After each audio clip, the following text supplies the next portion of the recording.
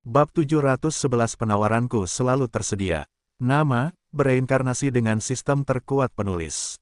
Plus mematikan mengatur ulang. 2 hari telah berlalu sejak William berbicara dengan Amon di kuilnya. Half-Elf itu mengadakan pertemuan dengan Kaisar Leonidas, dan memberitahunya tentang keputusannya untuk meninggalkan Kekaisaran Kraetor dan pergi ke Akademi Hestia. Anehnya, Kaisar tidak melarangnya, dan bahkan bersikeras agar dia membawa Putri Sidoni dan Chiffon bersamanya dalam perjalanannya. William cukup senang dengan perkembangan ini, karena kedua istrinya akan ikut bersamanya ke akademi. Akademi Hestia adalah lembaga pendidikan terbesar di benua tengah, kata Kaisar Leonidas.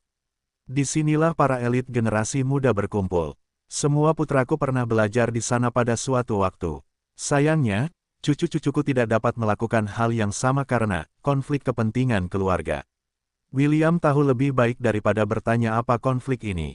Kaisar Leonidas akan segera turun dari tahtanya, dan semua putra-putranya bersiap untuk menggantikan posisinya. Karena pertikaian politik di antara anggota keluarga kerajaan, para pangeran dan putri memutuskan untuk tinggal di ibu kota untuk membantu orang tua mereka memenangkan hati Kaisar. Karena kamu sudah menjadi bagian dari keluarga kami, sebaiknya kamu berusaha sebaik mungkin untuk menonjol di Akademi Hestia. Kaisar Leonidas menepuk bahu William. Kamu sangat terkenal saat ini, tetapi itu tidak akan menghentikan banyak orang untuk ingin mengetahui kekuatanmu yang sebenarnya. Juga, istri-istrimu sangat cantik. Aku yakin banyak pemuda akan merasa iri padamu, dan ini akan membuat mereka mempersulit hidupmu di akademi. William tersenyum dan tidak mengatakan apapun lagi. Dia lebih dari senang untuk menumpahkan banyak tanah di wajah siapapun yang ingin menyakitinya dan istri-istrinya. Half-Elf yakin bahwa setelah mereka melihatnya beraksi, mereka akan terlalu jijik untuk melihat wajahnya. Kaisar Leonidas telah memberinya 2 kereta terbang yang ditarik oleh Griffon untuk memudahkan perjalanan menuju area pengujian akademi. Mereka yang tidak mau, atau tidak memiliki sarana untuk mengambil pintu belakang, harus mengikuti ujian masuk. Sama seperti Akademi Kerajaan Helan, setiap siswa dapat mendaftar di sana. Namun, mereka harus lulus ujian sebelum gerbang akademi terbuka untuk mereka. Bagian yang menyenangkan dari ujian tersebut adalah ujian tersebut dibuka sepanjang tahun.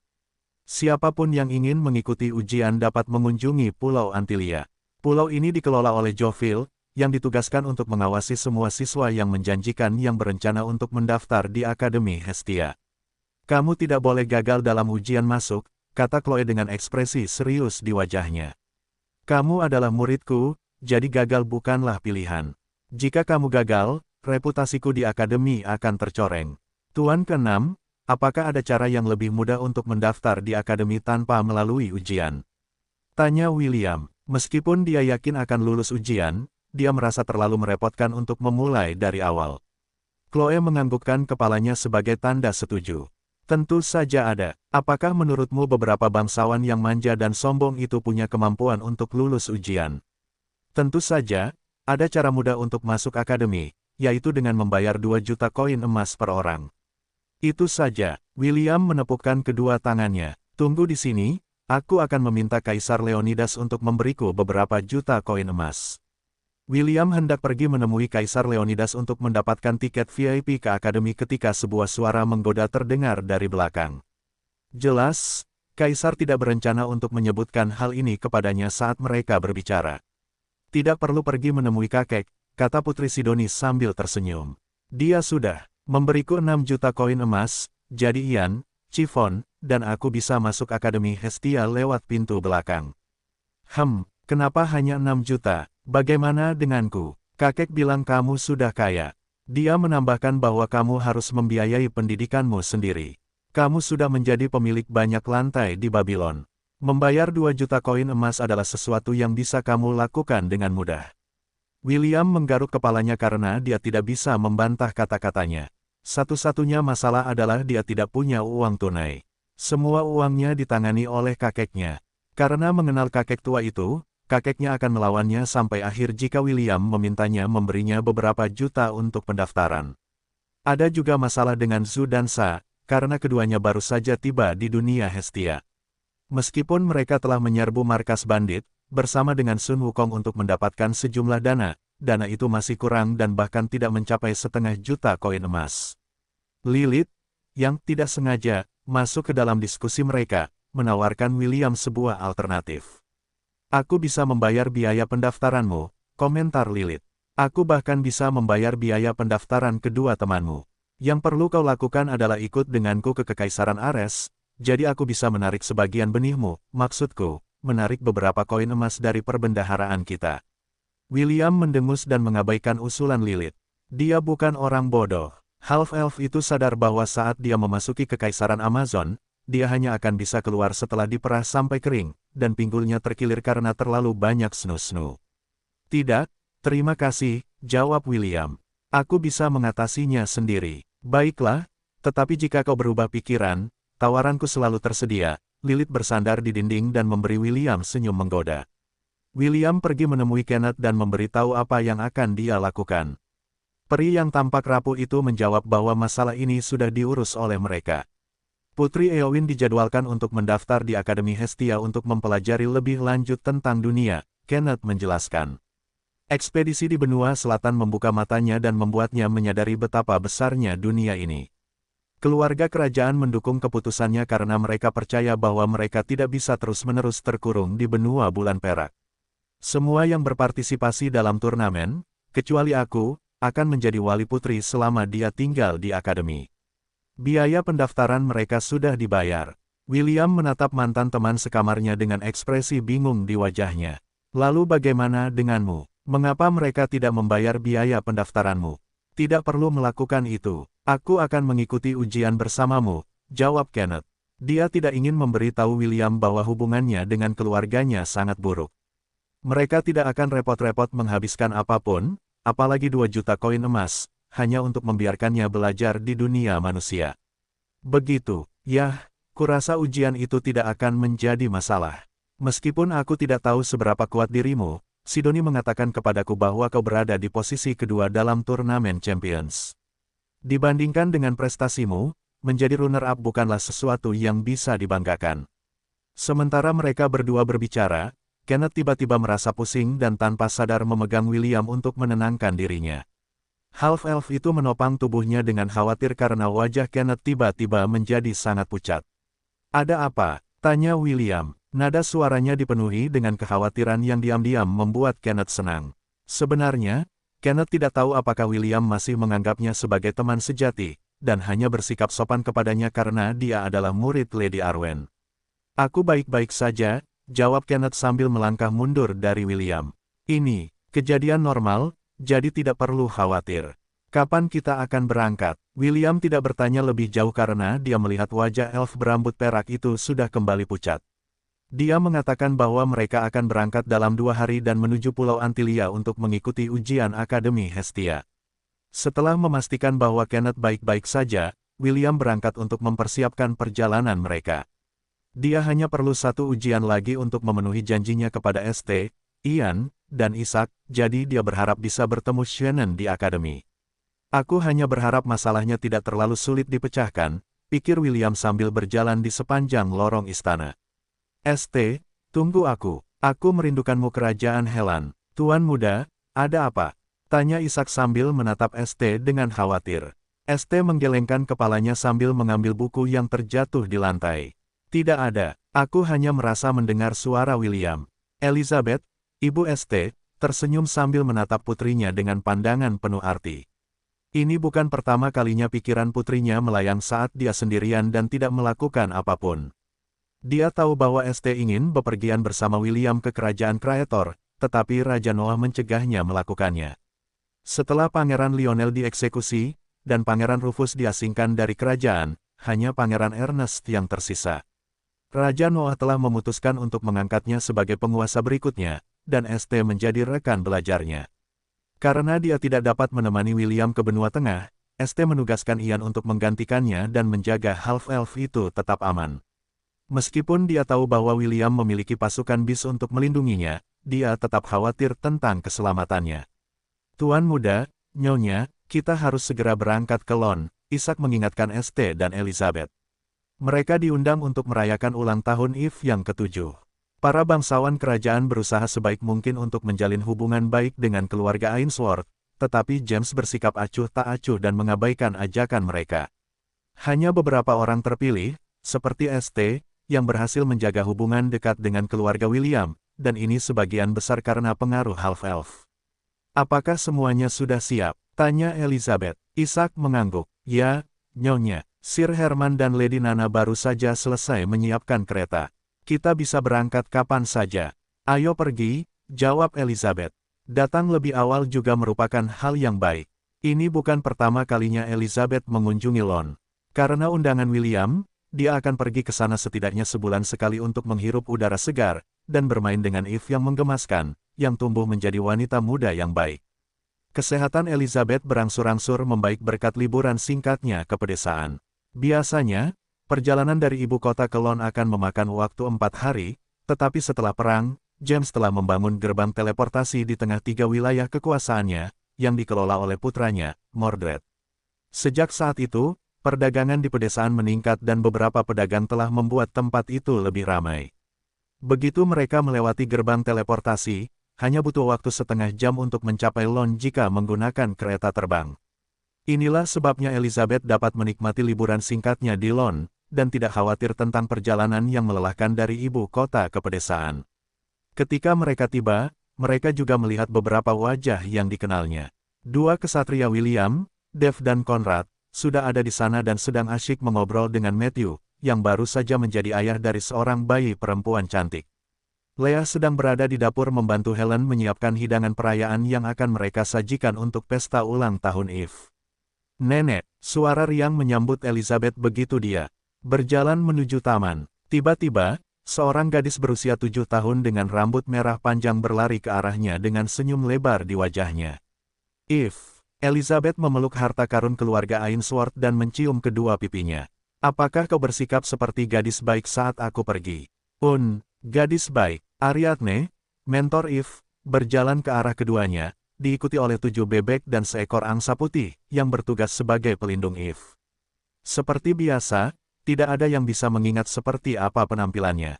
Hanya Eve yang mampu melihat kemampuannya, dan tidak melupakan penampilannya.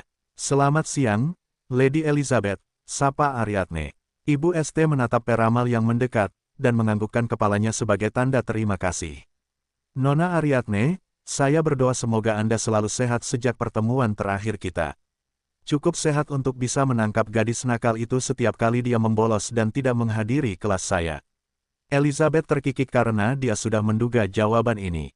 Eve adalah orang yang berjiwa bebas dan dia akan selalu melakukan sesuatu tergantung pada suasana hatinya. Dia dibesarkan dengan cinta dan perhatian, dan meskipun dia bukan anak yang manja, semua orang bersedia memanjakannya karena dia dicintai oleh semua orang. Semuanya, makan siang sudah siap, kata Helen sambil melangkah ke taman untuk menjemput Elizabeth, Eve, dan Ariadne. Eve, ikut aku sebentar. Aku membuat gaun untuk acara ini. Eve mengucapkan selamat tinggal kepada Elizabeth dan Ariadne saat dia mengikuti Helen kembali ke rumah. Gaunnya kotor karena dia telah keluar di ladang, bermain dengan bebek. Jika bukan karena hari ini adalah hari ulang tahunnya, dia mungkin akan pergi berpetualang, membawa bebek dan angsa bersamanya. Elizabeth mendesah setelah Eve memasuki rumah. Apakah kau benar-benar akan membawa Eve ke benua tengah setengah tahun dari sekarang? Elizabeth bertanya kepada Ariadne yang berdiri di sampingnya. Sang orakel dari kawanan menganggukkan kepalanya. Dia telah mempelajari hampir semua hal yang dapat dipelajarinya di sini, di Lon. Kita perlu berziarah ke benua tengah, sehingga dia dapat secara resmi menerima berkat di kuil utama para dewa. Semua orakel yang datang sebelum dia telah melakukan hal yang sama.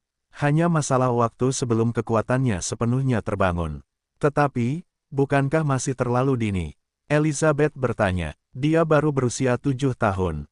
Tidak bisakah ziarah itu ditunda hingga dia agak lebih besar? Ariadne menggelengkan kepalanya. Ramalan para peri sudah mencapai kematangan, dan sebentar lagi, Pangeran Kegelapan akan menampakkan dirinya.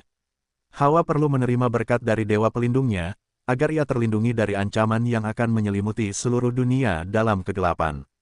Jika ia melewatkan kesempatan ini, kesempatan itu mungkin tidak akan pernah datang lagi. Jadi, meskipun ia masih muda, sangat penting bagi kita untuk pergi ke benua tengah. Nada bicara Ariadne tegas. Ia telah melihat hal-hal dalam penglihatannya yang tidak dapat ia bagikan kepada siapapun. Alasan ia akan menunggu setengah tahun sebelum melakukan perjalanan ke benua tengah adalah karena Raja Minos akan mengirim putra-putranya, Ikarus dan Daedalus, untuk menemani mereka dalam perjalanan. Kedua binatang itu akan mengalami terobosan dalam kekuatan mereka dan, menurut Raja Minos, mereka akan membutuhkan waktu setengah tahun untuk mengkonsolidasikan kekuatan mereka. Meskipun angsa putih itu kuat, ia hanya berada di puncak peringkat milenium. Hanya sedikit yang dapat menandinginya di benua selatan, tetapi kekuatannya hanya akan menjadi rata-rata di benua tengah. Di tempat berkumpulnya para penguasa dunia, terdapat banyak harimau yang berjongkok dan naga-naga tersembunyi yang mengintai di dalam bentang alamnya yang luas. Hanya kekuatan Myriad Beast yang dapat menjamin keselamatan Eve, jadi Ariadne bersedia menunggu kedua Minotaur itu meningkatkan kekuatan mereka, sehingga mereka dapat menjadi pengawal Eve. Aku akan sangat merindukannya, Elizabeth mendesak untuk kedua kalinya. Lon tidak akan pernah sama tampaknya. Ariadne sependapat dengan Elizabeth, tetapi dia adalah seseorang yang dapat melihat gambaran yang lebih besar. Nasib Eve tidak terikat pada benua selatan karena tahap ini terlalu kecil baginya. Ariadne tahu bahwa kedamaian yang mereka alami saat ini akan segera berakhir, dan pertempuran dengan skala yang belum pernah terjadi sebelumnya akan segera dimulai setelah seminggu perjalanan. 3 kereta terbang tiba di Pulau Antilia. Lilith memiliki 1 kereta untuk dirinya sendiri, sementara Kenneth dan Pearl berbagi kereta lainnya. Sedangkan William, ia berbagi kereta terbangnya dengan para kekasihnya, bersama dengan Master Clue ke-6-nya. Zhu dan Sa, yang telah tinggal di dalam Thousand Beast Domain, diberi perlakuan VIP oleh Charmaine dan para elf lainnya di Villa William. Kedua iblis itu sangat penasaran dengan Dungeon Atlantis, jadi mereka memutuskan untuk menjelajahinya bersama. Chloe telah memberitahu William semua yang ia ketahui tentang administrator pulau itu, Jovial. Mengenai ujian masuk, Chloe tidak tahu banyak tentangnya karena semuanya acak. Meskipun ia tidak akur dengan sebagian besar profesor di akademi, ia tetap orang yang ideal untuk mengelola ujian masuk karena ia yang paling cantik dari semuanya, kata Chloe. Ia tidak akan mengecewakan siapapun selama ia melihat potensi mereka. Itulah sebabnya ia disebut sebagai Gatekeeper of Hestia Academy. Tidaklah buruk untuk menjalin hubungan baik dengannya. William menganggukkan kepalanya tanda mengerti. Jangan khawatir, Guru ke-6, ujian ini mudah bagiku. Itulah semangatnya. Chloe meletakkan tangannya di pinggangnya dan menatap William dengan penuh penghargaan. Elliot dan Conan sedang bersantai di sofa. Mereka juga berpikir bahwa ujian itu tidak akan menimbulkan masalah bagi mereka. Setelah semua yang telah mereka lalui di ruang bawah tanah Atlantis, kedua makhluk itu telah menyempurnakan kerja sama tim mereka dengan William. Mereka lebih dari siap untuk menghadapi segala jenis kesulitan yang akan diberikan penguji kepada mereka. Entah mengapa, ujian ini membawaku kembali ke saat pertama kali aku mendaftar di Akademi Kerajaan Helan, kata William lembut sambil menepuk kepala Chiffon. Sudah bertahun-tahun berlalu sejak saat itu, dan sampai hari ini, aku masih belum mengalami kehidupan akademi yang bahagia seperti yang kubayangkan. Kekeke, memang, kau masih belum mengalami kehidupan akademi yang memuaskan, Conan setuju. Begitu banyak hal telah terjadi, dan masa mudamu berlalu begitu cepat. Sudut bibir William berkedut saat ia mengamati monster iblis yang sedang memakan beberapa kue mentega. Kata-katanya menyiratkan bahwa William tidak lagi muda, tetapi sebenarnya ia baru berusia 18 tahun. Tahun-tahun yang telah ia jalani di bumi tidak dihitung. Baiklah, kita harus berusaha sebaik mungkin untuk menikmati kesempatan ini, kata Elliot sambil bersandar malas di bantal empuk seperti seorang raja. Bagaimanapun, ini adalah kisah akademi terakhir dari seri ini. Sebelum William dapat bertanya kepada Elliot apa maksudnya bahwa ini akan menjadi kisah akademi terakhir mereka, ketukan terdengar di pintu kereta. Will, administrator mulai mengumpulkan para peserta ujian, kita harus pergi ke sana juga. Suara Kenneth tidak terlalu keras, tetapi sudah lebih dari cukup bagi William untuk mendengar suaranya. Setelah memberitahu Kenneth bahwa dia akan segera tiba, Half-Elf itu berbicara kepada Zhu dan Sa melalui telepati, dan memberitahu mereka bahwa sekarang saatnya untuk meninggalkan Thousand Beast Domain. 5 menit kemudian, William, Zhu, Sa, dan Kenneth berjalan menuju area terbuka tempat perkenalan akan diadakan. Hanya peserta ujian yang diizinkan memasuki area tersebut, jadi Putri Sidoni, Ian, Chiffon, dan Chloe hanya bisa mendoakannya agar berhasil dalam ujian. Peri kecil itu juga memberitahu William bahwa mereka akan menunggu di pulau terakhir, tempat mereka yang lulus ujian akan muncul. Tak lama kemudian, seorang pria parubaya dengan rambut pirang pendek dan mata biru melangkah ke panggung untuk menyapa semua orang yang datang untuk mengikuti ujian masuk Akademi Hestia. Selamat siang untuk kalian semua. Namaku Jovil, dan aku akan menjadi pengawas kalian dalam ujian mendatang, Jovil mengumumkan.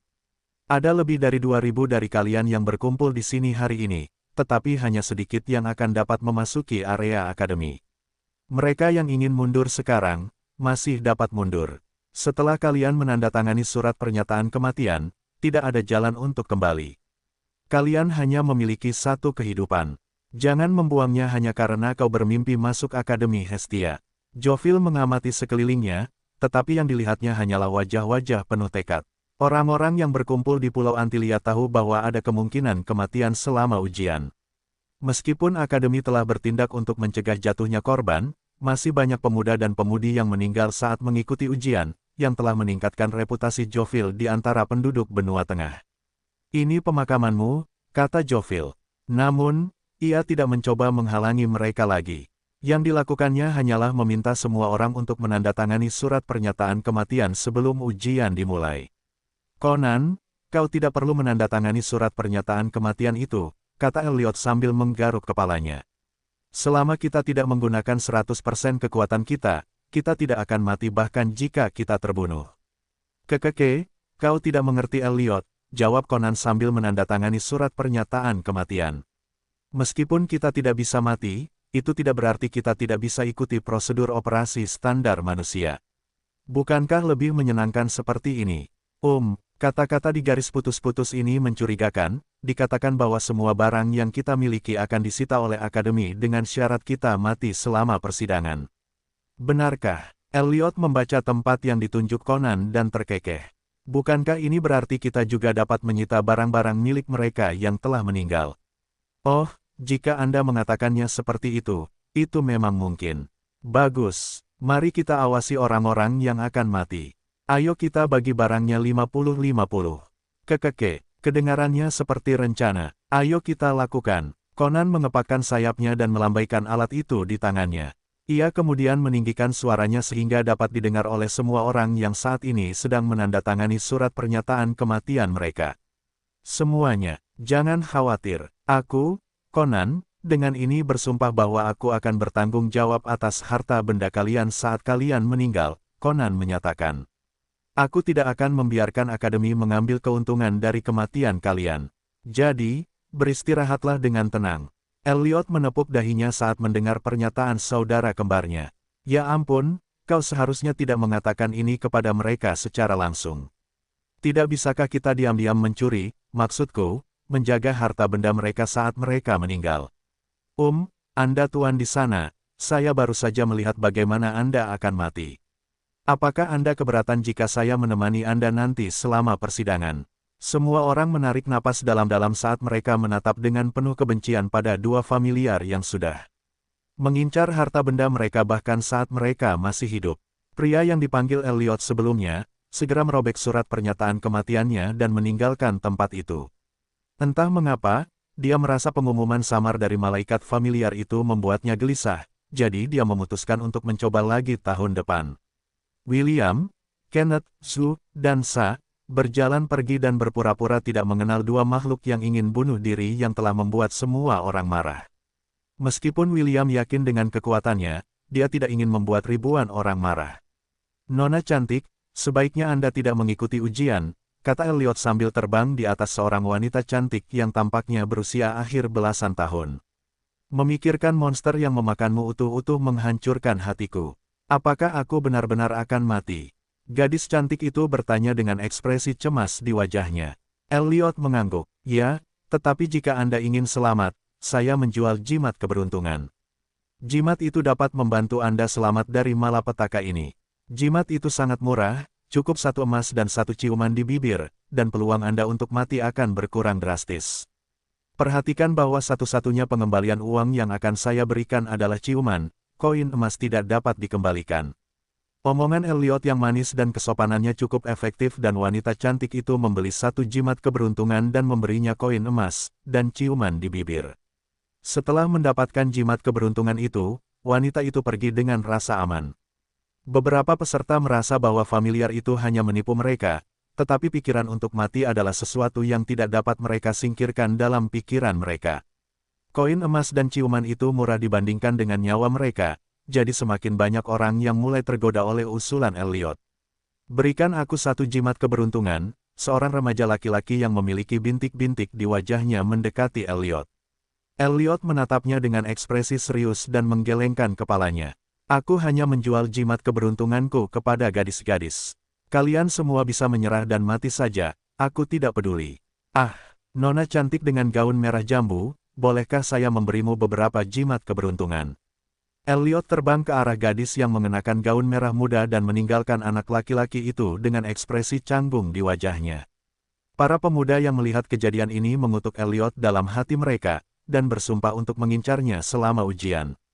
Familiar malaikat itu tidak peduli dengan apa yang mereka pikirkan. Dia tidak mudah dibunuh, dan bahkan jika mereka berhasil melakukannya, William dapat memanggilnya lagi setelah 24 jam. Petik 2. Familiarmu memang hebat, kata Kenneth dengan ekspresi rumit. Menurut Lady Celeste, familiar terlahir dengan sifat-sifat yang dimiliki oleh tuannya. Jadi, kau memiliki sisi seperti ini yang tidak kuketahui. Kau mungkin salah mendengarnya, jawab William dengan wajah penuh kebenaran. Apakah aku terlihat seperti seorang pengejar rock yang suka menggoda wanita?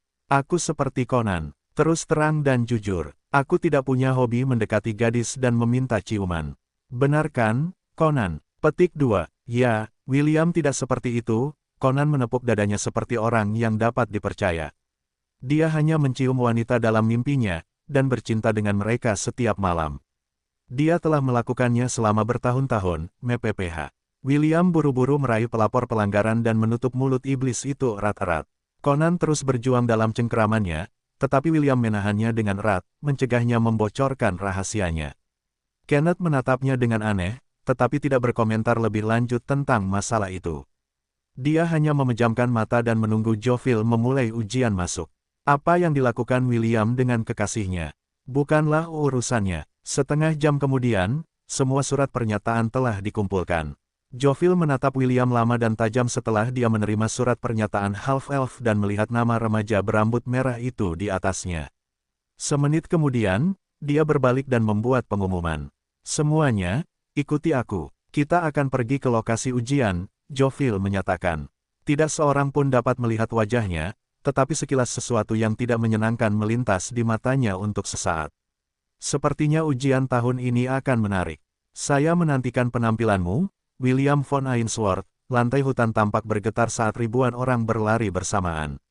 Jovill, sang penguji utama, berlari dengan riang diikuti oleh para calon siswa Akademi Hestia. Awalnya, ada beberapa orang yang ingin memamerkan kehebatan mereka dan berlari mendahuluinya. Jovill tidak keberatan karena ia telah memberitahu semua orang tujuan mereka. Ia berkata bahwa mereka yang mampu mencapai ujung utara pulau, akan mampu lulus ujian tahap pertama.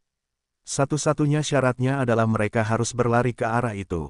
Siapapun yang terbang, menggunakan mantra, artefak, atau menunggangi binatang buas akan secara otomatis didiskualifikasi. Mereka yang berlari mendahului Jovill, dan peserta ujian lainnya, merasa sangat puas. Mereka percaya diri dengan kehebatan fisik mereka, dan ingin meninggalkan kesan yang baik pada penguji utama. Sayangnya, mereka meremehkan maraton sederhana ini, dan segera terengah-engah saat mencapai seperempat perjalanan mereka. Lintasan lari mereka sepanjang 1181 mil. Setiap seperempat perjalanan mereka, berat badan mereka akan bertambah 100%, hanya 100% yang asli akan bertambah dan bukan pertambahannya. Hal ini sendiri bukanlah masalah besar, tetapi ada binatang buas yang kadang-kadang menyerang pelari menggunakan serangan jarak jauh, terutama jika mereka berlari sendirian. Meskipun binatang buas ini tidak sekuat itu, gangguan yang terus-menerus membuat lari yang sudah sulit menjadi lebih sulit. Pada akhirnya, para pelari ini menunggu kelompok utama tiba dan berlari bersama mereka. Ada rasa aman dalam jumlah dan mereka telah mempelajarinya dengan cara yang sulit. William dan kelompoknya bukanlah individu biasa. Mereka semua cukup kuat, jadi mereka mengatur kecepatan mereka dengan benar. Mereka hanya mengikuti di belakang Jovil dan menjaga penguji dalam pandangan mereka. Ketika kelompok utama mencapai titik tengah, penguji utama meningkatkan kecepatannya, yang mengejutkan sebagian besar pelari yang mengikutinya. Ada beberapa pelari yang mengikuti lagi dalam kelompok itu, jadi mereka sudah tahu bahwa ini pasti akan terjadi. Mereka bahkan telah memberi nama lintasan ini dan mereka menyebutnya, lapangan pembunuhan pemula. Sebagian besar peserta pemula akan menyerah pada tahap ini, dan mereka semua akan mulai berlatih selama beberapa bulan, sebelum kembali ke Pulau Antilia untuk mengikuti ujian lagi. Para veteran ini berlari di belakang kelompok dan membiarkan peserta pemula berlari di depan mereka. Dalam bersepeda, ada trik yang disebut drafting. Pesepeda terdepan akan menjadi orang yang melawan tekanan angin dan menciptakan kantong udara di belakangnya. Pesepeda yang mengikutinya akan mengalami hambatan udara yang lebih sedikit, dan menyamai kecepatan pesepeda terdepan dengan upaya yang lebih sedikit. Jika Anda menggunakan teknik ini, Anda akan menghemat banyak energi.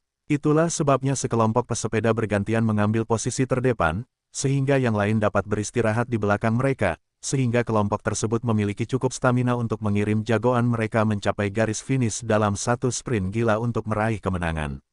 Kurasa waktu yang kita habiskan untuk berlari di neraka akhirnya terbayar, kata Zhu. Sambil mengatur napasnya, Sa menganggukkan kepalanya saat melihat peserta ujian lainnya tertinggal di belakang kelompok. Semakin banyak orang tertinggal, dan beberapa dari mereka bahkan tidak dapat berlari lagi karena kelelahan. Mereka telah berlari selama 4 jam, dan mereka memperkirakan bahwa mereka akan membutuhkan setidaknya 10 hingga 15 jam lagi untuk mencapai tujuan mereka. Apakah kamu baik-baik saja? William bertanya pada Kenneth yang mulai tertinggal di belakang. Dia dapat mengatakan bahwa ada yang salah dengan peri itu karena ada saat-saat ketika dia tiba-tiba goyah saat berlari di sampingnya. Aku baik-baik saja, jawab Kenneth sambil mengusap pelipisnya. Dia berusaha sebaik mungkin untuk tetap terjaga, tetapi rasa kantuk yang dirasakannya semakin kuat setiap jam berlalu. William mengerutkan kening dan meminta Zhu dan Sa untuk menjaga Kenneth sebentar sementara ia mempercepat langkahnya untuk berbicara dengan Jovil.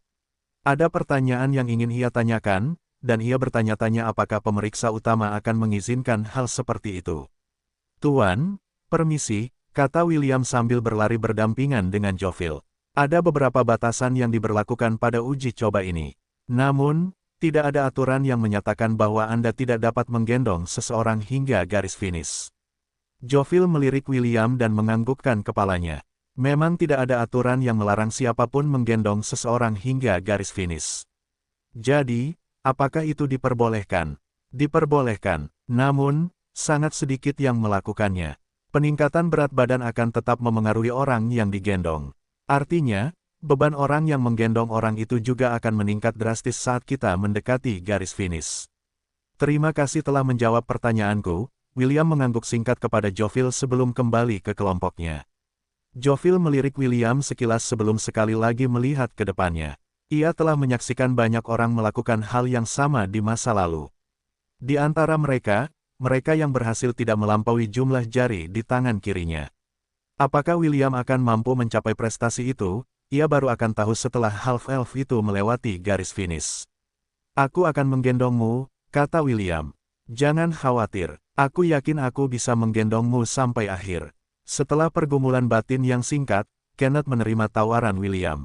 Ia benar-benar sudah mencapai batasnya, dan kekuatan keilahiannya tidak dapat disangkal.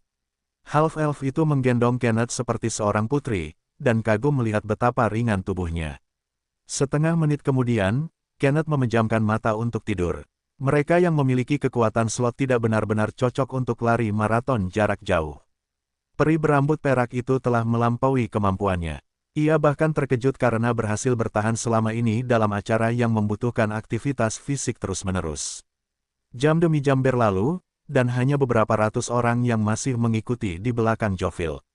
Matahari telah terbenam, dan sekelilingnya cukup gelap. Jika bukan karena Elliot menggunakan kekuatannya untuk menciptakan beberapa bola cahaya untuk menerangi jalan, beberapa orang yang selamat mungkin telah tersandung di tanah karena gelapnya jalan.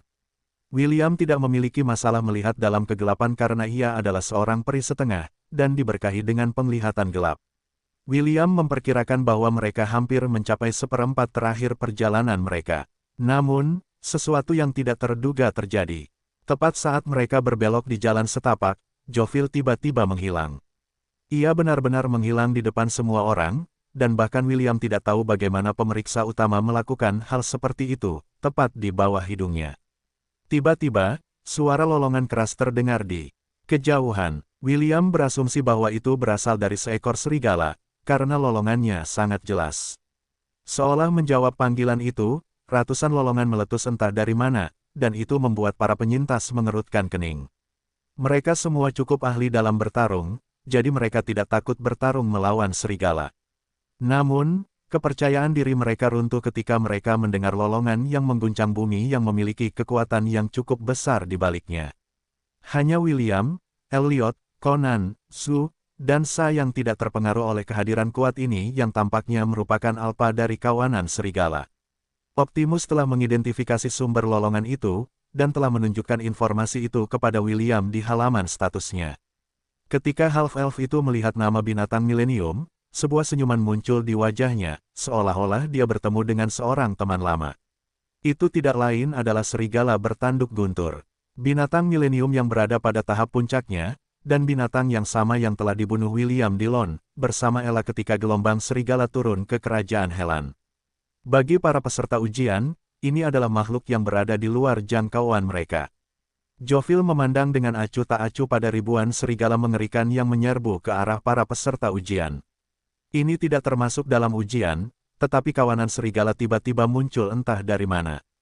Jika William tidak ada dalam kelompok itu, Joviel akan menghadapi pasukan serigala ini sendirian untuk melindungi semua orang.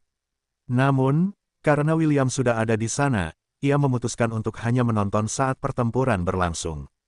Ia ingin mengetahui kemampuan orang yang telah mendapatkan begitu banyak ketenaran setelah prestasinya di Menara Babilonia.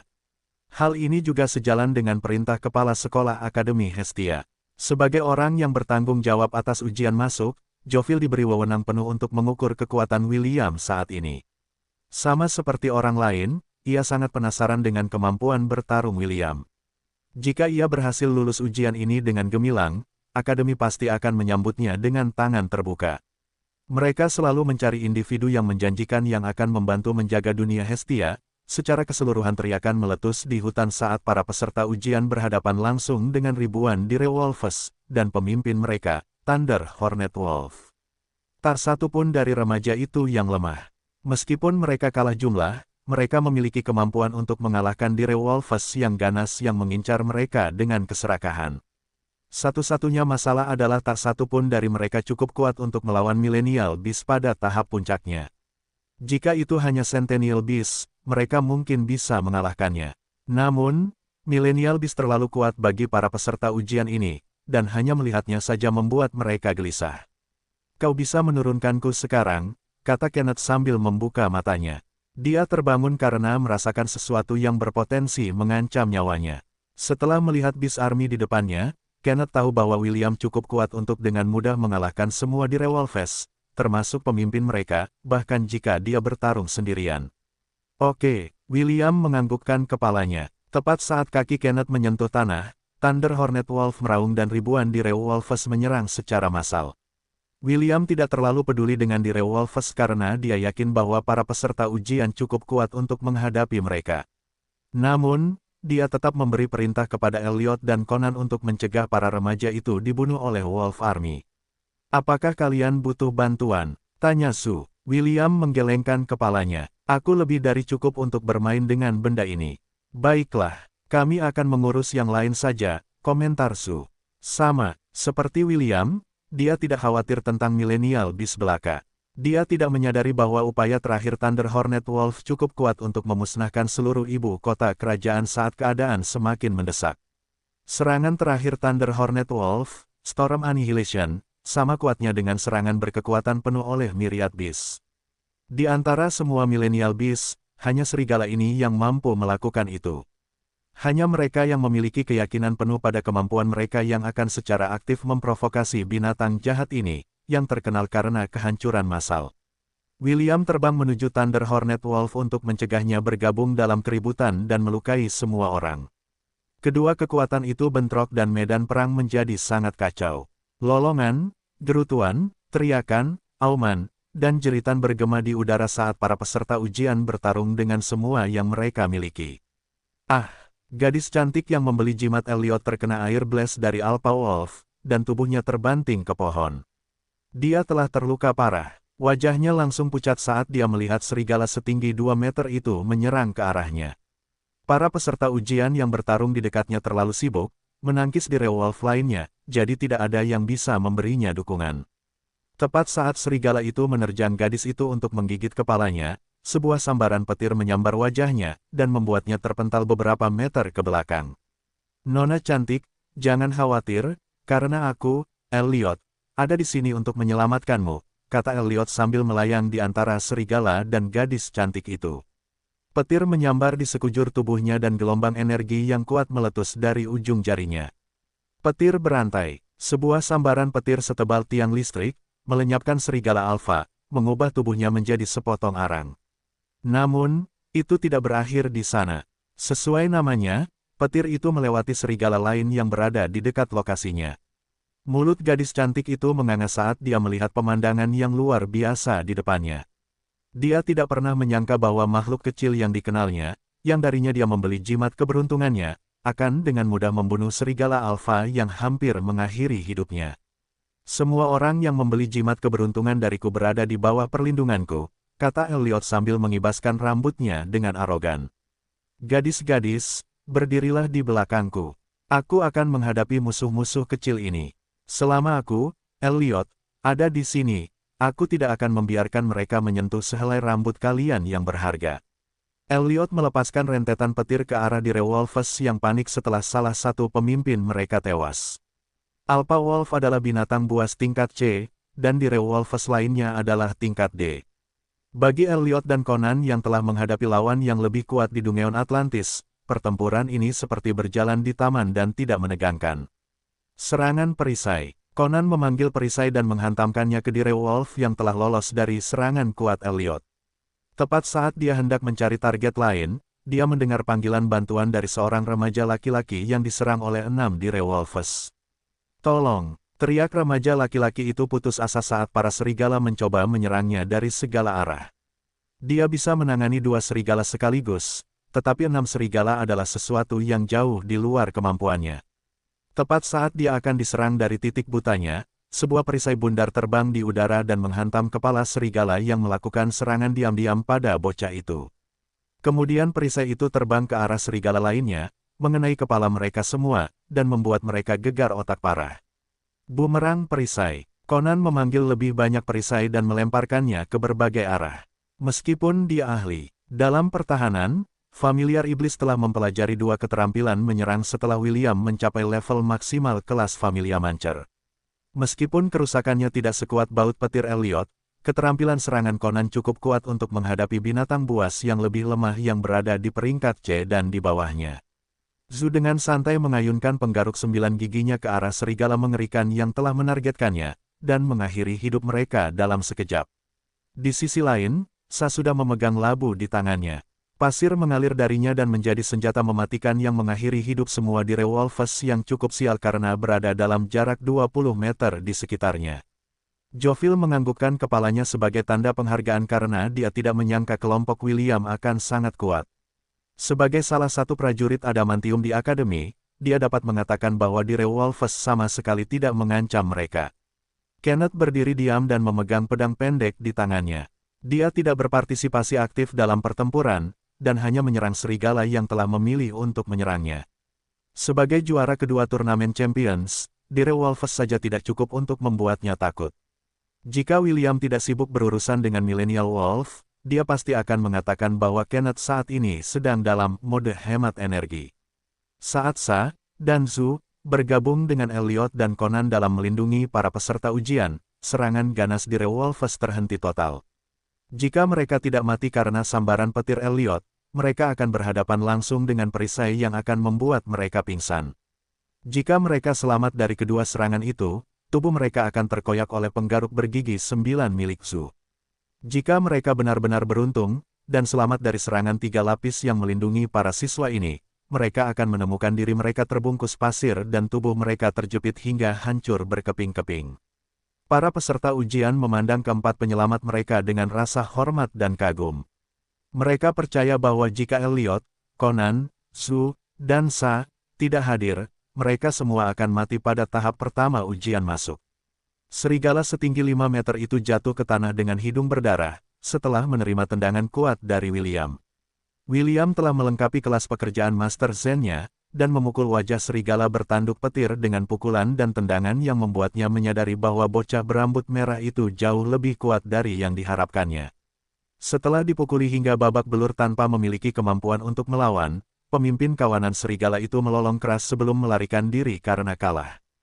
Para direwolves yang tersisa juga berbalik dan mengejar pemimpin mereka. Mereka mengira bahwa mereka berhadapan dengan mangsa yang mudah, jadi Thunder Hornet Wolf memerintahkan serangan. Mereka tidak menyangka bahwa mereka akan menendang pelat baja, dan akan sangat menderita karenanya. Hanya itu, William berkedip tak percaya saat dia melihat Thunder Hornet Wolf dan antek-anteknya berlari menyelamatkan diri. Half-Elf menggaruk kepalanya karena kecewa. Dia menunggu Big Boss meluncurkan Storm of Annihilation sehingga dia bisa memberikan pukulan terakhir pada pantatnya, dan membuatnya menyesal telah dilahirkan serigala bertanduk petir masih dalam masa keemasannya dan tidak berniat menggunakan jurus pamungkasnya. Bahkan jika ia selamat dari serangan bunuh dirinya, ia akan sangat lemah dan akan menjadi mangsa para binatang kuat lainnya di Pulau Antilia. Ia tidak akan membiarkan dirinya menjadi mangsa yang lain, jadi ia memutuskan untuk mundur daripada melanjutkan pertempuran yang kalah melawan peri setengah, yang senyum jahatnya membuatnya tanpa sadar mengepalkan krisannya. Setelah pertempuran berakhir, semua orang merawat luka mereka. Elliot memegang balsam peremajaan di tangannya, dan menyibukkan diri memberikan pertolongan pertama kepada para wanita. Alih-alih meminta koin emas, ia hanya meminta ciuman, yang membuat para lelaki menarik napas dalam-dalam karena cemburu. Beberapa menit kemudian, Jovil muncul kembali dan bertepuk tangan untuk memberi tepuk tangan kepada para penyintas. Tidak ada korban jiwa, karena usaha semua orang dan ini sudah cukup untuk mendapatkan persetujuannya. Dengan kekuatan yang diberikan kepadaku oleh Akademi, dengan ini aku nyatakan bahwa kalian semua yang bertahan untuk bertarung, lulus tahap pertama ujian, kata Jovil. Ia kemudian menggunakan mantra sihir untuk memperbesar kekuatan suara dan berteriak kepada mereka yang telah memilih untuk melarikan diri dan menyelamatkan nyawa mereka sendiri selama pertempuran. Mereka yang melarikan diri akan didiskualifikasi dari mengikuti ujian. Akademi tidak membutuhkan orang-orang yang akan meninggalkan orang lain saat menghadapi bahaya. Mengajar mereka hanya akan membuang-buang waktu dan sumber daya. Ketika para pembelot mendengar ini, mereka segera menyesali keputusan mereka. Mereka kemudian kembali ke kelompok dan berdebat dengan Jovil bahwa mereka tidak berkewajiban untuk bertarung dalam pertempuran yang kalah. Selain itu, mereka menunjukkan bahwa mereka tidak memiliki ikatan yang kuat dengan orang lain yang juga berpartisipasi dalam ujian. Karena mereka adalah orang asing, mereka tidak memiliki alasan untuk membahayakan nyawa mereka demi orang lain. Semua alasan kalian dibenarkan, jawab Jovil kepada kelompok pembelot. Tapi, karena aku adalah kepala penguji, kata-kataku adalah hukum. Jika aku mengatakan kau gagal, maka kau gagal. Tentu saja, jika kau merasa aku salah, jangan ragu untuk melawanku. Mereka yang menang tidak perlu lagi mengikuti ujian berikutnya, dan akan langsung terdaftar di akademi. Jovil menyilangkan tangannya. Aku memberimu para pembelot tiket sekali jalan ke akademi. Yang perlu kau lakukan hanyalah mengalahkanku. Jadi, siapa yang ingin mencoba lebih dulu? Jangan ganggu itu. Kalian semua datang untuk melawanku di saat yang sama. Jika aku tidak bisa menang melawan sekelompok pengecut, aku akan segera mengundurkan diri dari posisiku. Kau menyalahgunakan wewenangmu. Jangan pikir kami takut melawanmu. Salah satu pembelot berkata dengan marah. Benar, jika kau ingin bertarung, ayo bertarung. Kami tidak takut padamu. Siapa yang takut pada siapa? Jangan mengeluh bahwa kami menindasmu, Tuan Pemeriksa. Semuanya, mari kita bertarung bersama. Kita diperlakukan tidak adil. Mari kita buktikan bahwa kita bukan pengecut. Lebih dari 70 orang mengepung Jovil dan memanggil senjata mereka. Mereka percaya bahwa dengan jumlah mereka akan mampu mengalahkan satu orang saja. Jovil bukanlah seorang saint. Meskipun dia kuat, kelompok pembelot itu percaya bahwa mereka memiliki peluang untuk menang melawannya. Jovil hanya tersenyum dan memberi isyarat, datang dan tangkap aku, kepada para peserta ujian yang merasa dirugikan. Pertarungan William sebelumnya membuat darahnya mendidih, dan ini adalah kesempatan yang sempurna untuk melampiaskan adrenalinnya yang terpendam. Sang pemeriksa telah lama menerima bahwa dia tidak dapat melakukan apapun terhadap orang-orang kaya dan berpengaruh yang menggunakan pintu belakang dengan membeli jalan masuk ke akademi. Inilah sebabnya dia memiliki standar yang tinggi bagi orang-orang yang mencoba mendaftar secara normal. Yang paling dia benci adalah para pengecut, jadi dia tidak akan ragu untuk mendiskualifikasi mereka yang dianggapnya tidak layak untuk memasuki gerbang akademi. 15 menit kemudian, semua pembelot tergeletak di tanah dan mengerang. Kesakitan, kirim tim penyelamat, kata Jovil melalui kristal komunikasi.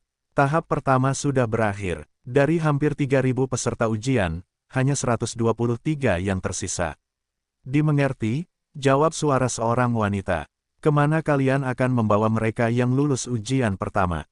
Jovil tidak langsung menjawab dan tampaknya sedang membuat keputusan besar saat itu juga. Semenit kemudian, dia membuka mulutnya dan memberitahu atasannya tentang keputusannya. Saya bermaksud membagi mereka menjadi 2 kelompok, lapor Jovil.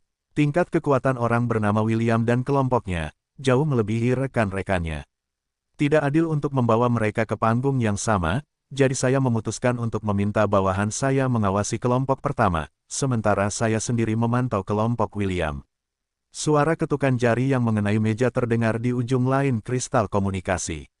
Jelas, atasan Jovil sedang mempertimbangkan pro dan kontra dari perubahan rencana yang tiba-tiba ini. Baiklah, aku setuju dengan keputusanmu, kata wanita itu. Laporkan padaku jika ada sesuatu yang tidak biasa terjadi. Celeste sudah tahu bahwa William sedang mengikuti ujian masuk. Dia sekarang sedang menuju ke lokasimu. Paling lama, dia akan tiba dalam 1 atau 2 hari. Dimengerti, terima kasih atas izinnya. Sama-sama, aku menunggu laporanmu berikutnya. Jovil menutup sambungan dan menulis sesuatu di buku catatan kecil di tangannya. Hebat dalam pertarungan jarak dekat, kata Jovil lembut sambil menulis di buku catatannya. Mampu bertarung dengan mudah melawan serigala bertanduk petir tanpa menggunakan kekuatan sihir apapun. Berdasarkan teknik yang digunakannya, ia adalah seorang petarung, seorang pendeta, atau seorang seniman bela diri yang telah merancang gaya bertarungnya sendiri. Ia memiliki 2 familiar, yang satu berspesialisasi dalam serangan murni, dan menggunakan kekuatan petir. Familiar lainnya, di sisi lain, berspesialisasi dalam pertahanan, tetapi juga mampu menggunakan serangan ofensif menggunakan perisai.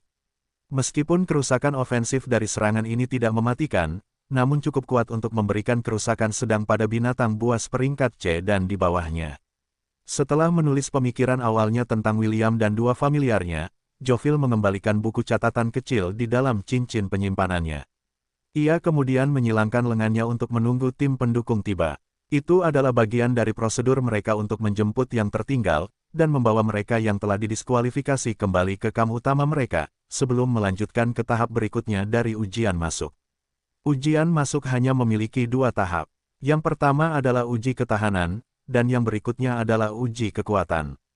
William telah menunjukkan kepada Jovil bahwa ia mampu melawan binatang buas milenial, jadi ia telah menyiapkan ujian khusus hanya untuknya dan kelompoknya.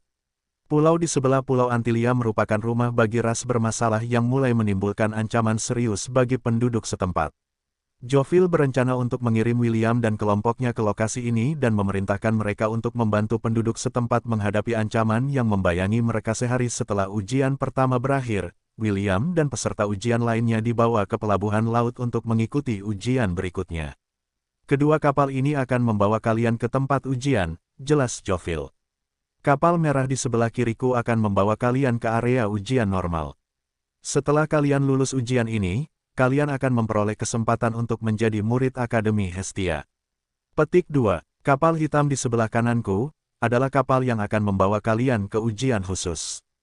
Tingkat kesulitan ujian di area itu sangat tinggi. Perlu diketahui bahwa tidak ada hadiah khusus untuk lulus. Ujian ini, sama seperti ujian biasa, mereka yang lulus ujian ini akan berkesempatan menjadi murid akademi. Para peserta ujian mulai bergumam di antara mereka sendiri. Mereka tidak mengerti mengapa harus ada 2 kapal, bukan 1. Beberapa dari mereka telah mengikuti ujian beberapa kali, dan ini adalah pertama kalinya mereka melihat kapal hitam di pelabuhan laut. Tentu saja, Jovil dapat memahami kebingungan mereka, jadi dia memutuskan untuk berhenti bertele-tele dan memulai rencananya. Kau, pemuda berambut merah dan berekspresi bodoh di wajahnya. Majulah, kata Jovial sambil menunjuk ke arah William. William melihat ke belakang. Dia sangat penasaran siapa orang berambut merah itu, dan ingin melihat ekspresi bodoh di wajahnya. Setelah memeriksa warna rambut semua orang, William menyadari bahwa tidak ada seorang pun berambut merah di antara mereka. Sudut bibir Kenneth sedikit terangkat saat dia menatap half-elf yang bingung yang masih mencari orang yang ditunjuk Jovial. Tidak perlu melihat ke belakang, kata Jovial setelah berdeham. Namamu William, kan? Jika ya, majulah. William melirik Jovial dengan tidak percaya. Apakah kamu merujuk padaku? Tentu saja. Jovial mengangguk. Apakah kamu melihat orang lain di antara teman-temanmu yang berambut merah dan ekspresi bodoh di wajahnya? Jelas, aku sedang berbicara denganmu. William menyilangkan lengannya di dadanya dan menolak untuk bergerak. Dia menolak untuk mengakui bahwa dia memiliki ekspresi bodoh di wajahnya. Dengan segala hormat, Tuan. Bagaimana mungkin seseorang setampan aku terlihat bodoh di matamu? Tanya William. Menurutku, sudah saatnya kau mengunjungi dokter spesialis mata. Masalah seperti ini sebaiknya ditangani pada tahap awal, lalu dibiarkan memburuk seiring berjalannya waktu. Aku juga berencana untuk naik kapal merah, bukan kapal hitam. Majulah atau aku akan mengecewakanmu.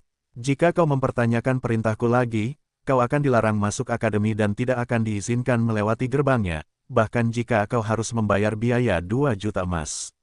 William mendengus dan melangkah maju dengan enggan. Meskipun dia tidak mau, dia tahu bahwa berselisih dengan Jovial saat ini bukanlah hal baik. Kalian akan mengikuti ujian terpisah dari yang lain, Jovial menyatakan. Tentu saja, jika ada di antara kalian yang ingin bergabung dengannya, silakan saja. Ketahuilah bahwa peluang kalian untuk kehilangan nyawa lebih tinggi dibandingkan dengan ujian biasa. Kenneth melangkah maju dan berdiri di samping William. Zhu dan Sa melakukan hal yang sama. Mereka ada di sana untuk menemani William, jadi mereka tentu akan tetap bersamanya saat dia mengikuti ujian khusus yang telah disiapkan Jovial untuknya. Tidak ada peserta ujian lainnya yang melangkah maju. Mereka mengenali kelompok William, dan entah bagaimana memahami apa yang kepala penguji coba lakukan. Meskipun mereka tidak mau mengakuinya, mereka mengerti bahwa William dan rekan-rekannya jauh di atas kemampuan mereka. Pertarungan melawan serigala bertanduk petir dan serigala mengerikan adalah bukti terbaik dari kecakapan bertarung mereka yang luar biasa. Setelah menunggu beberapa menit, Jovial menilai bahwa tidak ada orang lain yang cukup berani untuk bergabung dengan kelompok William. Dia kemudian mengangkat tangannya dan meminta peserta ujian yang tersisa untuk menaiki kapal merah, sehingga mereka dapat berlayar menuju tujuan mereka. Setelah semua peserta ujian menaiki kapal, ia kemudian menatap kelompok William dengan ekspresi acuh tak acuh. Kalian semua ikut denganku, perintah Jovial. Ayo naik ke kapal hitam. Ia tidak menunggu jawaban siapapun dan berjalan menuju kapal. William mendesah sambil mengikuti di belakang Jovial. Half-elf itu merasa bahwa ujian khususnya ini akan sangat menyebalkan. Setelah kedua kapal berangkat, Celeste akhirnya tiba di Pulau Antilia. Sebagai seorang profesor, ia memiliki hak istimewa untuk memantau para peserta ujian yang berencana untuk mendaftar di akademi. Elf cantik itu bertemu Chloe, Putri Sidoni, Ian, dan Chiffon di pulau terakhir. Disinilah mereka yang lulus kedua ujian akan berkumpul. Ada juga profesor lain di pulau itu. Tujuan mereka adalah mencari individu yang menjanjikan untuk bergabung dengan faksi mereka. Putri Sidoni, Ian, dan Chiffon telah diintai oleh para profesor ini sebelumnya. Putri cantik dari Frisia telah memperingatkan Ian dan Chiffon bahwa mereka tidak boleh langsung menolak tawaran para profesor, agar mereka tidak tersinggung. Alasan yang mereka berikan kepada orang-orang yang mengundang mereka ke faksi mereka adalah bahwa mereka ingin melihat apa yang ditawarkan akademi sebelum mereka membuat keputusan. Para profesor menerima alasan ini, dan tidak mencoba untuk memaksakan masalah tersebut. Mereka hanya mengatakan bahwa gadis-gadis itu dapat mendekati mereka setelah mereka menetap di akademi. Selain itu, kehadiran Chloe sudah lebih dari cukup untuk mengintimidasi para perekrut ini. Peri kecil itu terkenal karena reputasinya di dalam akademi. Hanya mereka yang bersembunyi di bawah batu, di dalam akademi Hestia, yang tidak akan tahu siapa Chloe. Kalian menyukainya, atau membencinya. Tidak ada jalan tengah ketika menyangkut peri kecil itu, yang suka berbicara kepada orang lain dengan menggunakan tinjunya. Senang bertemu denganmu lagi, Chiffon, kata Celeste sambil tersenyum. Chiffon menganggukkan kepalanya sebentar, tetapi tidak mengatakan apapun lagi. Gadis berambut merah muda itu menjaga jarak dari peri cantik itu. Meskipun dia tidak membenci Celeste lagi, itu tidak berarti bahwa dia berencana untuk memiliki hubungan dekat dengannya. Sementara Chiffon menjaga jarak dengan Celeste, hubungannya dengan Chloe baik-baik saja. Si rakus kecil dan si familiar kecil itu sering makan panekuk bersama untuk sarapan. Karena kepribadian Chloe yang lugas, sangat mudah bagi Chiffon untuk bergaul dengannya. Putri Sidoni di sisi lain, menatap Celeste dengan penuh minat. Kedua wanita itu sangat cantik. Sang putri adalah lambang kecantikan awet muda, sementara kecantikan sang peri memiliki kesan kedewasaan di dalamnya. Ia memperhatikan bahwa Celine dan Celeste tampak seperti mereka berusia awal 20-an, dan diberkahi dengan ketampanan ras peri. Yang satu mewakili nafsu, yang lain kesucian. Namun, keilahiannya bereaksi terhadap kehadiran keilahian lawannya dan segera terjadi pertikaian kekuasaan yang halus di antara keduanya. Yang satu secara aktif mencari kesenangan dunia lain, yang lain menjaga kepolosannya tetap utuh. Ada banyak kasus dalam sejarah ketika gadis-gadis dari kedua dewa ini sering berselisih satu sama lain.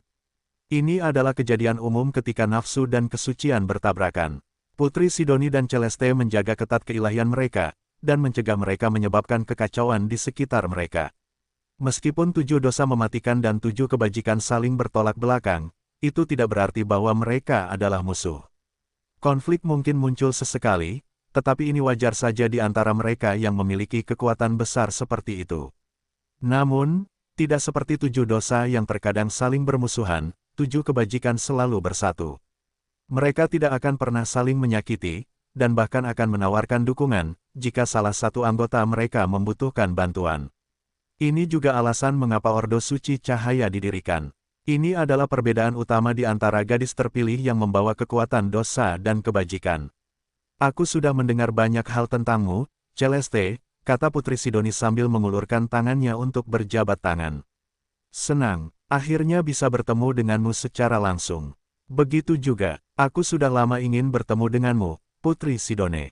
Tampaknya kecantikanmu cocok dengan kekuatan keilahianmu. Celeste meraih tangan Putri Sidoni dan menjabatnya 2 kali sebelum melepaskannya. Apakah kau di sini untuk suamiku? Suamiku. Putri Sidoni tersenyum manis sambil meletakkan tangannya di belakang punggungnya. Ya, William dan aku menikah beberapa minggu yang lalu. Silakan tulis surat untuk adikmu dan beritahu dia tentang masalah ini. Petik 2. Aku akan melakukannya, jawab Celeste. Dia berusaha sekuat tenaga untuk mempertahankan ekspresi tenang di wajahnya, sementara jauh di dalam hatinya, dia mengutuk William karena menjadi tukang selingkuh. Sebagai kebajikan kesucian, dia tidak menyukai pria yang menikahi lebih dari 1 istri. Celeste masih ragu tentang William, tetapi adiknya telah memberikan keperawanannya kepada half-elf, untuk menguji apakah dia adalah pangeran kegelapan atau bukan. Sejauh ini, hasilnya negatif, dan karena itu, Celine bersedia memberi William keuntungan dari keraguan. Gadis kesucian itu hanya merasa sulit untuk menerima kenyataan bahwa half-elf telah menikahi 2 dari 7 dosa, sementara adiknya berada di benua iblis untuk mencari tuannya. Kakak, lelaki pilihanmu itu sampah, Celeste mendesah dalam hatinya. Dengan keadaan seperti ini, aku tidak akan terkejut jika dia meneruskan kebiasaannya dan menikahi lebih banyak wanita. Sebaiknya aku perbaiki sikapnya ini saat dia di akademi. Aku tidak akan membiarkan adikku terikat dengan seorang tukang selingkuh. Demi kebahagiaan adiknya, dia akan berusaha sebaik mungkin untuk mengajari William bahwa menjadi tukang selingkuh adalah profesi yang sangat menyedihkan. Kapal hitam itu berlayar seharian penuh sebelum berlabuh di sebuah pelabuhan. Selama perjalanan, William hanya tidur karena ia belum mendapatkan istirahat yang cukup sejak meninggalkan Kekaisaran Kreator. Setelah Malacai berpisah dengannya, half-elf itu menyibukkan diri untuk meningkatkan kelas pekerjaannya hingga batas level maksimum.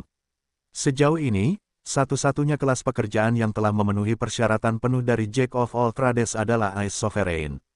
Ini adalah kelas pekerjaan pertama William yang telah mencapai level maksimumnya, dan saat ini, ia sedang fokus pada kelas terakhir Elemental Lord, yaitu Elemental Archon.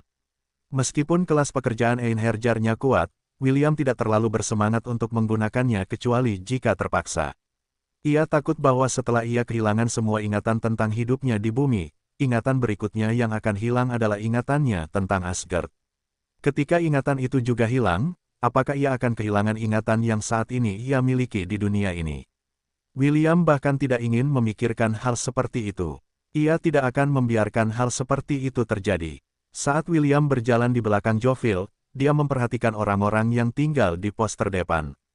Orang-orang dewasa tampak gelisah, tetapi ketika mereka melihat Joviel, mereka semua menyambutnya dengan hormat. Half-elf itu juga memperhatikan bahwa ada juga kelegaan di wajah mereka. Seolah-olah kehadiran Joviel sudah cukup untuk membuat mereka merasa aman dan terlindungi. Chloe telah memberitahu William banyak hal tentang Akademi Hestia, dan informasi ini sangat menggelitik rasa ingin tahu William. Menurut guru keenamnya, Akademi Hestia bukanlah akademi biasa. Itu adalah wilayah yang mencakup hamparan tanah yang luas dan, ketika Anda menggabungkan semua tanah ini bersama-sama, itu lebih dari cukup untuk mendirikan sebuah kerajaan. Agar akademi seperti itu berkembang, itu hanya berarti satu hal. Itu memiliki dukungan yang sangat kuat. Tidak ada kekaisaran, kerajaan, atau faksi berpengaruh lainnya, yang berani mengarahkan pandangan mereka ke wilayah akademi. Itu adalah kekuatan netral yang semua orang ingin berhubungan baik. Itulah sebabnya sebagian besar pewaris kerajaan, dan bangsawan berpangkat tinggi di benua tengah, mendaftar di akademi untuk menjalin hubungan yang kuat dengan orang-orang di tempat tinggi. Hubungan seperti itu pasti akan terbukti membantu di masa depan ketika mereka lulus dan menggantikan posisi orang tua mereka. Joviel membawa mereka ke kota pos terdepan yang dikenal sebagai Benteng Stonescream. Ini adalah kota yang telah dibangun di pulau ini, yang berada di bawah pemerintahan Akademi Hestia. Pos terdepan ini memiliki kurang dari 10.000 orang, dan kebanyakan dari mereka adalah pengungsi yang berasal dari berbagai etnis di benua tengah. Tanpa tempat tujuan, orang-orang ini melakukan perjalanan jauh ke kota bebas Rea, tempat sebagian besar orang buangan dan pengungsi berkumpul. Tuan Joviel, para pemburu kami melaporkan adanya peningkatan aktivitas dari arah koloni, Komandan Pos terdepan melaporkan. Meskipun dia adalah Komandan Benteng Stonescream, dia sangat sopan dan hormat saat berbicara dengan Joviel, yang menunjukkan betapa pentingnya kepala pemeriksa di Akademi Hestia. Apakah mereka menyerang salah satu pemburu? Joviel bertanya, apakah mereka mencoba mendekati pos terdepan?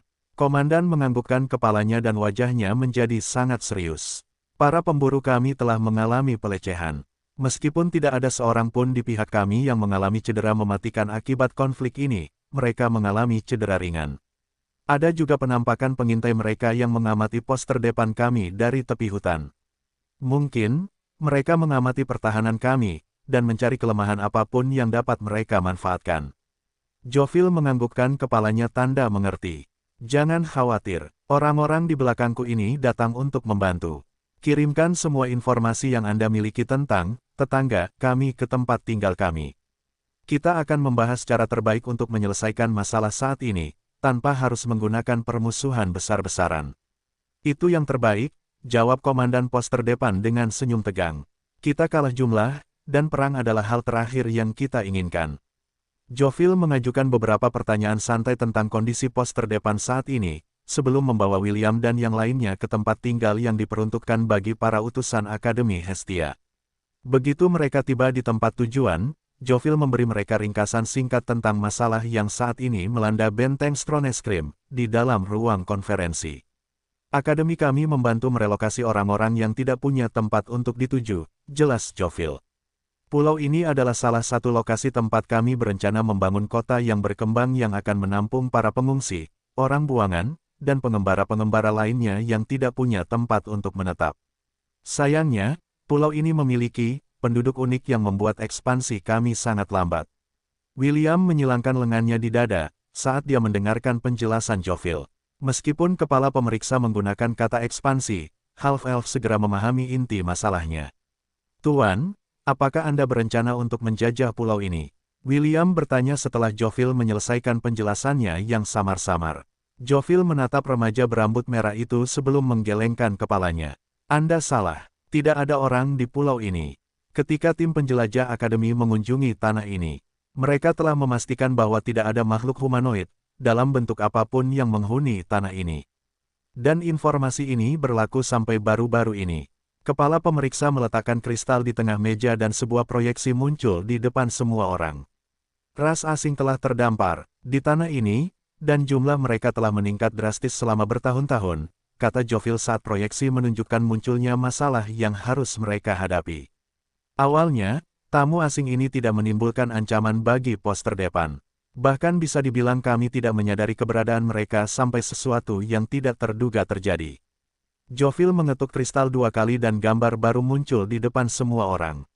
Makhluk-makhluk ini memiliki kemampuan mengerikan yang memungkinkan mereka berevolusi dan, jika tidak segera diatasi, dapat menimbulkan ancaman, tidak hanya bagi orang-orang di pos terdepan, tetapi juga seluruh dunia.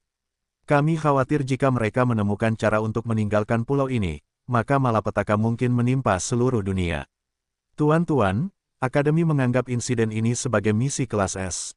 Jika kalian dapat menemukan cara untuk membantu menyelesaikan masalah ini, kalian tidak hanya akan lulus ujian ini, tetapi kalian juga akan diberi hadiah besar oleh Akademi. Apakah ada di antara kalian yang punya pertanyaan? William memiliki ekspresi rumit di wajahnya saat dia melihat makhluk-makhluk yang ada dalam proyeksi. Dia tidak tahu apakah dia harus tertawa atau menangis pada misi kelas S yang telah disajikan Akademi kepadanya. Jika orang lain yang dikirim ke pulau itu, dia yakin bahwa mereka akan memiliki masalah dalam berurusan dengan makhluk-makhluk yang berevolusi. Namun, bagi William, ini bukan masalah besar. Karena memang begitu, dia menanyakan satu-satunya pertanyaan yang ada dalam pikirannya kepada Jovial. Apa sebutan mereka? Tanya William. Jovial berdeham sebelum menjawab pertanyaan William. Mereka disebut Requiem Ants, sebuah ras yang dikatakan berasal dari salah satu tanah terlarang di benua tengah, The Eternal Evergarden. William membaca informasi tentang Requiem Ants dan menggaruk kepalanya. Saat ini dia berada di dalam kamarnya sendiri bersama Elliot dan Conan, dan membaca data yang diberikan kepada mereka oleh komandan pos terdepan. Menurut data tersebut, semut tersebut telah berevolusi perlahan selama bertahun-tahun. Setelah membawa kembali tubuh hewan-hewan kecil yang mati ke sarang mereka, ratu mereka telah melahirkan semut yang memiliki kemampuan yang sama dengan makhluk-makhluk yang telah dikonsumsinya. Setiap generasi semut tersebut tidak hanya menjadi lebih besar, tetapi juga lebih kuat. Menurut laporan tersebut, semut tersebut telah berhasil menyelamatkan tubuh binatang tingkat E yang telah mati karena usia tua, di dekat sarang mereka. Itulah pemicu yang memungkinkan generasi semut berikutnya berevolusi menjadi binatang yang dapat menghancurkan ekosistem pulau tersebut. Meskipun binatang tingkat E berada di peringkat kekuatan terendah, klasifikasi kekuatan ini dapat diabaikan jika jumlah mereka cukup untuk mengalahkan musuh yang kuat melalui jumlah. Menurut data yang diterima William, binatang tingkat E akan memberi Ratu Semut Requiem kemampuan untuk menghasilkan 3 semut tingkat E, dengan karakteristik binatang tersebut. Ketiga rank E ini memburu rank E lainnya hingga jumlah mereka bertambah. Kemudian, ketika jumlahnya mencapai ratusan, mereka mulai memburu rank D bis. Mereka berevolusi dengan kecepatan yang mengkhawatirkan, dan tidak ada satupun pemburu manusia yang berani berburu sendirian. Sebulan yang lalu, para pemburu melihat segelintir Requiem Ants yang memiliki kekuatan rank B bis, memburu rank B bis lainnya di pulau itu. Mereka yakin bahwa mungkin ada lebih banyak lagi yang berburu di bagian pulau yang belum mereka jelajahi. Penemuan ini mendorong petinggi Akademi untuk mulai menyusun rencana evakuasi yang akan membawa penduduk desa keluar dari pulau itu. Ini juga alasan mereka mengirim Jovial, dan beberapa rank adamantium lainnya ke benteng Stone Scream. Untuk mencegah segala jenis invasi dari ras yang mulai mengubah keseimbangan kekuatan di pulau itu. Kasogonaga akan bersenang-senang jika kau melepaskannya di pulau itu, kata Elliot sambil membaca salah satu dokumen yang telah tersebar di meja William. Saat ini, pasukan tempur terkuat yang mereka miliki adalah binatang buas tingkat B yang mungkin jumlahnya bisa mencapai ratusan, komentar Conan sambil duduk di bahu William. Apakah ini cukup untuk mendorong dewa berwarna pelangi kita untuk bergerak? Mungkin Kasogonaga akan berpikir bahwa memakan makhluk kelas rendah itu adalah tindakan yang sangat tidak pantas. William meletakkan dagunya di punggung tangannya yang tergenggam dan menatap kosong. Elliot, Conan, tidakkah kalian pikir seluruh urusan Requiem Ants ini mencurigakan? Tanya William. Elliot memiringkan kepalanya dengan bingung. Mencurigakan? Apa maksudmu mencurigakan? Conan, yang duduk di bahu William, tertawa kecil saat dia menyadari apa yang dipikirkan William. Begitu ya, ada juga sudut pandang ini, Conan mengangguk tanda setuju. Mereka benar-benar tahu cara memanfaatkan situasi. Elliot menatap William dan Conan dengan cemberut. Dia tidak mengerti apa yang aneh dari situasi saat ini. Melihat saudara kembarnya masih tidak tahu apa-apa tentang situasi ini, Conan memutuskan untuk angkat bicara, dan menjelaskan keanehan keadaan yang terjadi di sekitar ancaman Requiem Ans. Jika Akademi benar-benar ingin membasmi Ans, mereka dapat dengan mudah melakukannya dengan mengirimkan prajurit adamantium, yang dipimpin oleh 1 atau 2 Sein, kata Conan sambil menyeringai. Akademi Hestia adalah kekuatan besar di benua tengah. Apakah menurutmu akan sulit bagi mereka untuk menghentikan ancaman ini sejak awal? Karena mereka tidak melakukannya, itu hanya bisa berarti satu hal. Mereka punya rencana lain mengenai evolusi lebih lanjut dari Ans ini. Cek-cek, nafsu makan mereka cukup besar. William menganggukkan kepalanya tanda setuju. Mungkin, Akademi ingin mengevakuasi orang-orang di pos terdepan untuk mengubah pulau ini menjadi tempat berkembang biaknya Requiem Ans. Terus terang, aku tidak akan terkejut jika Akademi mulai memberi mereka Millennial Beast untuk menghasilkan Millennial Ants yang bisa menjadi prajurit super mereka, yang kemudian akan bertugas sebagai pasukan untuk Akademi. Conan mendengus. Satu-satunya hal yang perlu mereka lakukan adalah membuat kontrak jiwa dengan Ratu Semut, dan membuat keturunannya mematuhi setiap perintah mereka. Dengan pion yang begitu mudah digunakan, mereka dapat dengan mudah membangun kekuatan militer yang tidak akan kalah dari kekaisaran di benua tengah. William mendesah. Kekasihnya, Putri Sidoni telah membuat kontrak dengan Ratu Semut Myriad, dan memimpin jutaan semut. Ratu Myriad memiliki kemampuan untuk melahirkan semut milenial, tetapi dia tidak dapat melakukannya dengan seenaknya. Paling banter, Ratu hanya bisa melahirkan 1 semut milenial dalam sebulan, tetapi itu sudah merupakan kemampuan yang menakutkan. Jika Ratu Semut Requiem bisa melahirkan lusinan semut milenial dalam seminggu, bukankah itu akan menjadi berlebihan? Elliot akhirnya menyadari inti permasalahannya dan mengerutkan kening. Dia kemudian mengusap dagunya sambil merenungkan alasan mengapa Jovill mengirim William ke pos luar. Jadi, misi kelas S ini palsu. Elliot bertanya setelah mengatur pikirannya. Dia tidak bisa menemukan penjelasan yang tepat tentang apa yang dipikirkan Jovill. William dan Conan saling bertukar pandang sebelum menggelengkan kepala. Misi kelas S ini nyata, William mencibir. Mereka hanya berpikir bahwa peserta ujian biasa tidak akan mampu menangani situasi ini. Kurasa Jovill hanya ingin kita memburu beberapa semut peringkat B ini untuk mengurangi jumlah mereka. Ini akan cukup bagi kita untuk lulus ujian. Conan tertawa karena ia sudah mengerti apa yang dipikirkan William. Familiar iblis itu merasa kasihan pada Akademi Hestia karena mereka tidak menyadari kemampuan gurunya. Mengirimnya ke pulau adalah sesuatu yang seharusnya tidak pernah mereka lakukan. Mata Elliot terbelalak kaget ketika ia juga menyadari apa yang ada dalam pikiran William dan Conan. Jika firasatnya benar maka seluruh kejadian ini akan membawa mereka pada kesempatan yang tak terduga. Ya ampun, jangan bilang padaku. Tubuh Elliot menggigil karena kegembiraan. Kau berencana melakukan itu. William memberi Elliot senyum malaikat. Senyum yang tampak begitu polos di permukaan, tetapi sehitam hati James di dalamnya. Ayo pergi, kata William sambil berdiri untuk meninggalkan ruangan dengan suasana hati yang baik. Sudah waktunya untuk melihat para Ans ini dan melihat apa yang mampu mereka lakukan. Evakuasi akan dimulai dalam 2 hari, kata seorang pria parubaya yang rambutnya sudah memutih saat melihat proyeksi Jovill. Kami sudah mengirim kapal dan mereka akan tiba pada waktu yang ditentukan. Saya harap Anda dapat menangani masalah ini dengan sempurna, Jovill. Anda dapat mengandalkan saya, kepala sekolah, jawab Jovill. Ini akan dilakukan sesuai dengan rencana Anda. Kepala Sekolah Akademi Hestia menganggukkan kepalanya. Bagaimana kabar anak itu, William? Menurut laporan Anda, dia, dan rekan-rekannya tiba di Pulau Antilia 4 jam yang lalu. Apakah Anda sudah menyebutkan misi kelas S kepadanya? Jovill mengangguk. Saya pikir dia akan mulai bergerak saat pagi tiba. Untuk saat ini, dia dan rekan-rekannya sedang beristirahat di tempat tinggal mereka. Lewati dia setelah dia menyingkirkan beberapa Ans, perintah kepala sekolah. Dia telah membuktikan dirinya layak setelah membersihkan lantai 51 Menara Babilonia. Apa yang kita lakukan hanyalah formalitas.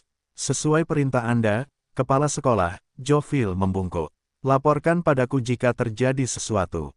Pastikan untuk mengawasi anak itu. Kita tidak ingin dia mati secara tidak sengaja di pulau ini. Kematiannya di tanah ini akan menjadi kerugian besar bagi umat manusia. Jangan khawatir, aku akan memastikan bahwa dia tiba di akademi dengan selamat. Tanda pisah tanda hubung tanda hubung. Sementara Jovial dan kepala sekolah akademi saling mengobrol, William dan teman-temannya telah menyelinap keluar dari pos terdepan dan menyusup ke hutan, menuju sarang Requiem Ans. Aku pernah mendengar tentang Ans ini sebelumnya, kata Kenneth sambil berlari di samping William. Para tetua telah menangkap seekor ratu dari Everlasting Evergarden dan memutuskan untuk membesarkannya di salah satu wilayah mereka. Namun, mereka telah meremehkan kapasitas Ans untuk berevolusi, dan bencana dengan proporsi yang belum pernah terjadi sebelumnya terjadi di tanah leluhur klan mereka. Rencana mereka adalah menjadikan Ratu Ans sebagai pendamping binatang dari salah satu tetua, tetapi dia menolak dan menentang segala jenis ikatan spiritual. Setelah menderita kesulitan, Ratu membalas dan memerintahkan pasukannya untuk menghancurkan semua yang menghalangi jalan mereka. Puluhan ribu Centennial dan Millennial Ans mulai menyerang klan peri. Itu mirip dengan Bistide, tetapi setiap Ans adalah kekuatan yang paling kuat dengan yang terlemah di level Centennial Rank. Itu terlalu berat bagi siapapun untuk melawan. Untungnya, para pelindung dan Lord Seperon turun tangan. Semua Ans telah musnah, dan Raja memutuskan bahwa eksperimen semacam itu tidak boleh dilakukan lagi. Aku yakin hal yang sama akan terjadi di sini jika manusia berpikir bahwa mereka dapat mengendalikan Ans yang berasal dari salah satu tanah terlarang di benua tengah. William tercengang oleh penjelasan Kenneth. Puluhan ribu semut Centennial dan Millennial adalah jumlah yang tidak masuk akal. Tanpa pseudo-demigod dan demigod yang berjaga terhadap invasi, semut ini dapat dengan mudah memusnahkan seluruh kota dalam rentang waktu 1 atau 2 jam. Kita harus melenyapkan ancaman ini sesegera mungkin, desak Kenneth. Mereka mungkin lemah saat ini, dengan prajurit terkuat mereka di rank B, tetapi begitu mereka membunuh binatang tingkat yang lebih tinggi, keadaan akan mulai memburuk. Jangan khawatir, aku sudah punya rencana. William terkekeh. William tidak khawatir meskipun benar bahwa semut Requiem tidak dapat dijinakkan. Tidak seperti peri dan manusia, William yakin bahwa dia dapat bernegosiasi dengan Ratu Semut Requiem, dengan bantuan terenggiling berwarna pelangi tertentu. Dengan pencegah yang sangat berguna di sisinya, tidak ada semut yang berani menentang perintahnya. 1 jam kemudian, kelompok itu akhirnya tiba di sarang semut. Mereka telah menutupi kehadiran mereka dari semut dengan mengendalikan aura mereka. Akan tetapi, hal itu tidak mungkin dilakukan sekarang karena setiap pintu masuk dijaga oleh rank B Requiem Ans. Apa yang harus kita lakukan sekarang? Tanya Su. Haruskah kita langsung masuk dan menunjukkan keberadaan kita? Jika kita melakukannya, kita mungkin akan diserbu oleh jutaan semut. Sa menganggukkan kepalanya. Meskipun mereka hanya musuh kecil, jika keributan itu cukup besar, Jovial pasti akan waspada. Tidak diragukan lagi dia akan menuju ke arah kita dengan kecepatan penuh dan menyelidiki. Itu akan memperumit rencana yang ada dalam pikiranmu, Will. William mengangguk setuju. Dia telah merumuskan beberapa pendekatan untuk masalah ini dan tidak ada satupun yang layak. Pada akhirnya dia memutuskan untuk menggunakan kartu tramnya dan menyelesaikannya. Kasogonaga, aku memilihmu, kata William dan dia memanggil terenggiling berwarna pelangi dari wilayah 1000 binatang. Oh, apakah kita sudah berada di sarang? Kasogonaga melihat sekeliling dengan rasa ingin tahu. William telah memberitahunya sebelumnya tentang rencananya, dan terenggiling itu langsung setuju. Faktanya, Kasogonaga memberitahu William bahwa ia bahkan pernah membesarkan Ratu Semut Requiem di masa lalu. Ketika William bertanya apa yang terjadi pada Ratu Semut itu, Kasogonaga hanya menyeringai seolah berkata, jangan bertanya hal yang sudah kau ketahui. Saat para pengawal Semut Requiem melihat Kasogonaga, mereka semua berlari menuju pintu masuk sarang mereka seperti kepiting kecil di pantai. Kasogonaga berjalan menuju pintu masuk dengan senyum jahat di wajahnya. Jelas, ia menantikan panen yang akan segera dituainya. Sayangnya, William ada di sana untuk menghentikannya dari nafsu makannya yang rakus. Kau lupa tujuan kita datang ke sini, kata William sambil meraih terenggiling yang meneteskan air liur, yang sangat ingin memasuki sarang. Tenang saja, aku bisa melakukannya, jawab Kasogonaga sambil menepuk dadanya. Menurutmu, apakah aku akan tergoda oleh semut-semut tingkat rendah ini? Aku akan membesarkan Ratu Semut dan memberinya makan binatang-binatang Centennial lalu binatang-binatang Millennial lalu binatang-binatang Myriad lalu, hehehehe. Lebih banyak air liur keluar dari mulutnya yang membuat William menggelengkan kepalanya tak berdaya. Dia membawa semut-semut itu ke dalam sarang seperti jimat pengusir serangga yang mungkin mencoba menyergap mereka di bawah tanah. Yang tidak diketahui oleh Half-Elf adalah bahwa semut-semut superior telah berlari ke lokasi ratu, karena takut pada semut-semut yang merupakan musuh alami mereka. Menggunakan sistem untuk memindai wilayah bawah tanah, William langsung menuju ke kamar ratu untuk melihat apakah dia terbuka untuk bernegosiasi atau tidak. Satu-satunya ratu semut yang pernah dilihatnya adalah Ratu Semut Myriad yang telah menjadi sahabat binatang Putri Sidoni. Kasogonaga telah memberitahunya di sepanjang jalan bahwa semut-semut Requiem adalah makhluk yang sangat primitif. Hanya ketika Ratu berevolusi menjadi binatang milenium, ia akan mulai memiliki ciri-ciri seperti manusia. Setelah meningkatkan kelas pekerjaan gembala, William memperoleh kemampuan untuk berkomunikasi dengan binatang apapun, termasuk binatang kuno dan mistis. Benarkah kau tidak bisa menjinakkan Ratu Semut Requiem? William bertanya kepada semut yang digendongnya. Jawabannya adalah tidak, jawab Kasogonaga. Mereka bisa dijinakkan, tetapi sangat sedikit yang mampu melakukannya. Rasa takut adalah salah satu cara paling efektif untuk membuat seseorang tunduk padamu. Namun, semut ini memiliki toleransi yang sangat kuat terhadap rasa takut, jadi tidak semua orang bisa membuat mereka menundukkan kepala untuk tunduk. William tersenyum. Disitulah kau berperan, kan? Kau memang pintar. Kasogonaga mengangkat kepalanya dengan arogan. Tanpa aku, kau tidak memiliki kesempatan untuk membuat mereka mengikuti perintahmu. Kau seharusnya bersyukur memiliki aku di sisimu. Ya, aku benar-benar diberkati memiliki teman yang luar biasa di sisiku. Bolehkah aku minta salah satu kaki ratu? Aku janji tidak akan makan lagi, mungkin. William sama sekali mengabaikan permintaan si pemakan semut yang rakus itu. Dia bahkan diam-diam memerintahkan Elliot dan Conan untuk menghentikan Kasogonaga dengan cara apapun, jika dia mencoba memakan ratu semut yang rencananya akan dia tambahkan ke legiun rajanya.